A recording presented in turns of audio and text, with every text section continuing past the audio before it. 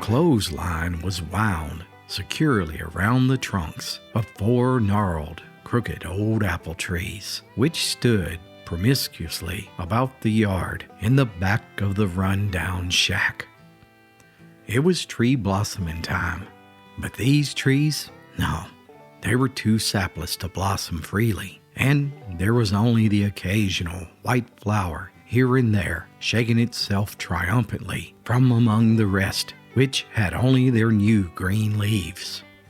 Here and there was a branch that had neither flowers or leaves, piercing through the tree and its hard gray nakedness.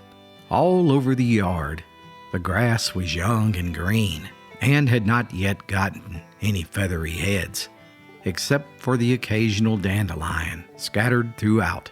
The cabin was low, dark, and dull, and the windows had no blinds and were only covered by paper curtains. The back door was the center of the house and opened directly into the yard, with hardly a pretense of a step, with only a flat oval stone serving as one. Through this door, stepping cautiously on the stone, came presently 2 tall, lank women with a basket of clothes between them.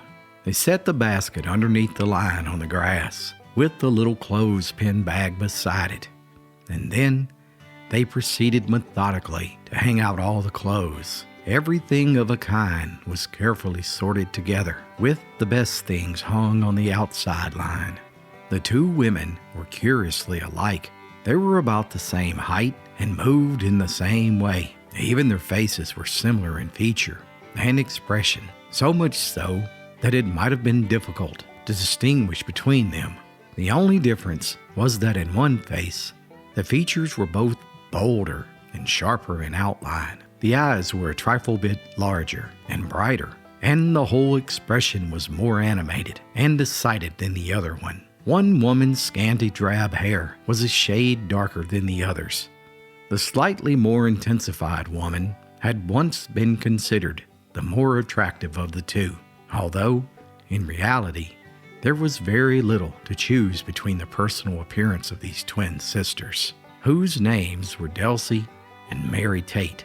They moved about the clothesline, pinning their sweet white linen on securely, with their thick white ankles showing beneath their limp calicos as they stepped, and their large feet in their cloth slippers flattened down the short green grass as they moved. Their sleeves were rolled up, displaying their thin, muscular arms, which were sharply pointed at the elbows. Truth is, these 2 women were now in the sunset of life. Gone was the youthful freshness of complexion or expression. Yet there was an honesty and patience in both faces that showed all the plainer for their homeliness. Delsie seemed to move a little quicker than Mary, and she lifted the wet clothes from the basket to the line more frequently. She was the first to speak, too, after they had been hanging out the clothes for some time in silence. She stopped as she did so, with a wet pillowcase in her hand, and she looked up reflectively at the flowering apple trees overhead and the blue sky showing between, while the sweet spring air ruffled her scanty hair a little. "I wonder, Mary," she said, "sometimes I wonder what it would be like to die on a morning like this. I reckon there's enough apple branches hanging over yonder, just like these, on the other side, only there ain't nary any dead limbs among them, and I bet they're covered thick with flowers."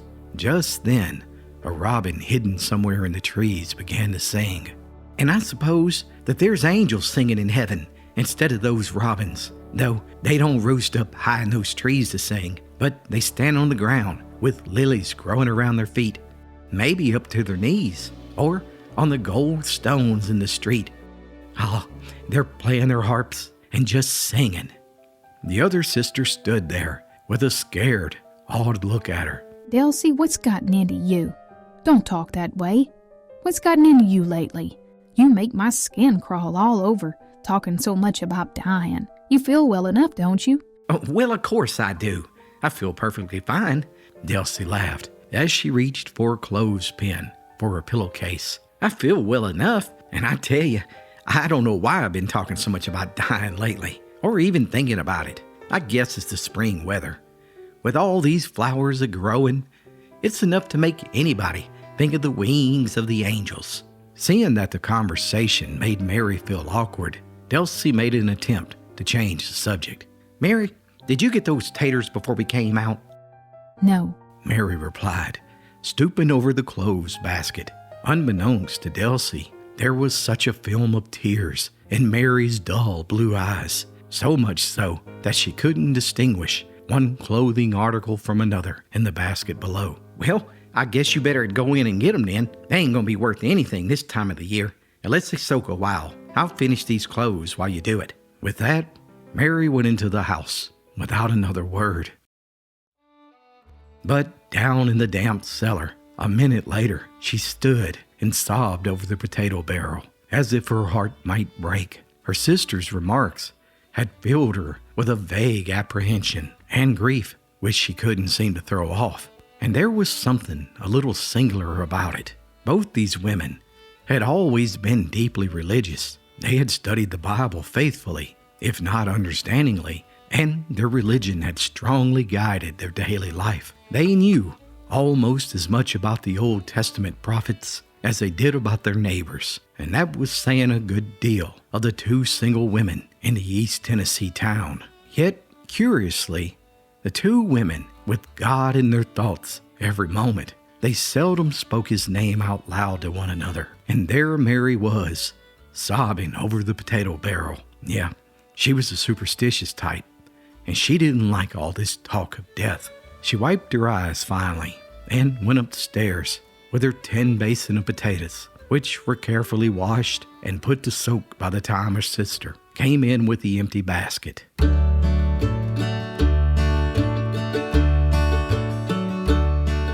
A little while later, the sun was high and had gently erased the shadows in the small mountain valley as the two sisters sat down to lunch in their cozy kitchen. The cabin was small, with only two main rooms. On one side was a kitchen and living room, and on the other, a room where the sisters slept. Above, there were two small unfinished lofts, which were reached by a step ladder through a little scuttle into the entry ceiling, and that's all there was. You see, the sisters had lived in this place since they were children, and just as soon as they'd finished their meal and cleared away the dishes, they put on some clean, starched purple prints, which were their afternoon dresses, and they seated themselves down to their work at their sewing machines in front of the two front windows. The house faced southwest, so the sunlight streamed through both of them, and it was a very warm day for the season, so they had the windows open. Close to them in the yard, outside there stood great clumps of lilac bushes, and the shadows of their leaves made a dancing network over the freshly washed floor. And there the women sat and sewed on some coarse vest all afternoon long. Neither made a remark very often, and the room, with its glossy little cooking stove, its clock on the mantel, its split-bottom chairs, it looked peaceful and pleasant. And just before 6 o'clock, Susan Hankins, a neighbor, dropped in with her cream pitcher in hand to borrow some milk for tea, and she sat down for a few minutes to have a chat with the ladies after her jug was filled. They had been talking a few moments on neighborhood topics when all of a sudden Delsie let her work fall to the floor as she raised her hand. "Hush, child," she whispered. The other two stopped talking and listened, staring at her wonderingly, but they couldn't hear anything. "What is it, Miss Elsie?" asked Susan. "Hush, child, don't speak. Don't you hear that beautiful music?" Her ear was inclined towards the open window, her hand still raised warningly, and her eyes were fixed on the opposite wall beyond them. Mary's face turned visibly paler, and she shuddered. "Well, I don't hear any music. Do you, Susan?" "Well, no," the neighbor replied, her simple little face beginning to put on a scared look of concern for Delsie. Just then, Mary rose and went to the door and looked eagerly up and down the street. "There ain't no organ man in sight anywhere," she said returningly. "and I can't hear any music. You're just imagining it." "Well, I never imagined anything in my life, and it ain't likely I'm going to start now. It's the most beautifulest music, I tell you. and it's coming from the orchard over there. Can't you hear it, Mary? Oh, I swear to you, it's the most beautiful sound I've ever heard. I can't describe it, but it fills me with peace. What in the world is going on with Delsie? She wondered to herself. Yet she had resigned herself to remain quiet in the company of others when it came to her sister's mental state. A little while later, after Susan had gone, Mary could hold it in no longer. Now, Delsie, I think it's about time you put a stop to this. I've heard enough about it. Today, it's music that nobody else can hear. And yesterday, you smelt roses, even though there ain't nary one in blossom this time of year. And all this time, you're talking about dying. Well, child, I didn't say I wanted to die, Delsie replied meekly. But that music, it just kind of took me by surprise. And I just knew Ewans could hear it too. And if I'm being honest, Mary, I can still hear it. There you go again. For mercy's sake, there ain't no music. Well, I just won't talk about it anymore.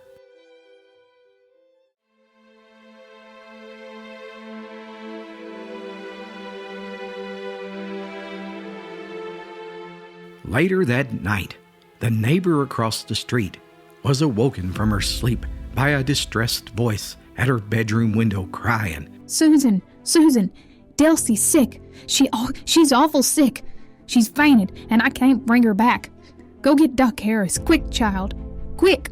The voice ended in a shriek on the last word, and Mary turned and ran back towards the cabin, where on the bed laid a pale, gaunt woman who hadn't stirred since she left. Immovable through all her sister's agony, she laid there, her features shaping themselves out more and more from the shadows, and the bedclothes that covered her limbs had begun to take on an awful rigidity. Within the hour, Doc Harris arrived and looked Delsie over. Miss Mary, I'm powerful sorry to have to tell you this, but Delsie, she must have died in her sleep, and I know it don't make it no easier, but she went without a struggle, stone-faced, now alone, for the first time in her life without her twin sister, walked towards the kitchen window and looked out at the old apple trees and that clothesline, and without a word, she peered into the darkness, desperately looking for a sign. And just then Susan softly spoke. Miss Mary, won't you please come home with me tonight? And after a long silence, Mary finally spoke. No, I'm going to sit here and listen. She had the window wide open, leaning her head out into the chilly night air, desperately listening for the music that her sister had heard hours before. Yet there was none.